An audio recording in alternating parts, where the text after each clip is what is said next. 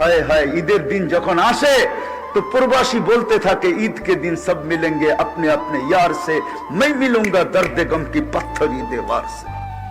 এটাই সত্য। প্রবাসে যখন ঈদ আসে না, হায় হায় আজকে তো ভিডিও কল। আপনাদের নোয়াখালীর কাহিনী আমার মনে আছে।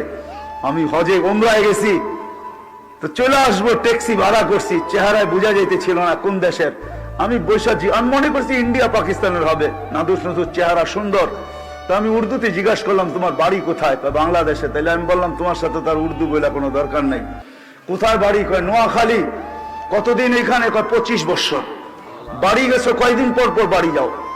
কয় 2 থেকে 3 বছর পর। আমি বললাম মাইনা নিলাম 2 বছর পর, তাহলে 25 বছর আপনি 12 বার বাড়ি গেছেন, ঠিক না? তো বলে হ্যাঁ হুজুর তাই হবে। তো আমি বললাম যে আপনি তো জীবনের কোনো মজাই দেখেন নাই। বছরে 25 বছরে 12 বার বাড়ি গেছেন। 2 মাস থেকে 3 মাস ছিলেন, 36 মাস।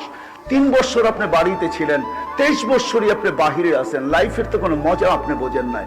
হয় হয় আমি জানি না, আমার কথার ভিতরে যে বিষ মাখানো ছিল। সে হ্যান্ডে গাড়ি চালানো ছেড়া দিয়া সাইড করে চোখের পানি ছেড়া দিছে। হুজুর আপনি বোঝেন, আমার পরিবার পরিজন বোঝে না। আমার মেয়ে আজকে আমাকে ফোন করছে, তার নাকি ক্যালকুলেটর লাগবে, সায়েন্টিফিক ক্যালকুলেটর লাগবে। একটা ক্যালকুলেটর বাহির হয়েছে সায়েন্টিফিক, তার লাগবে।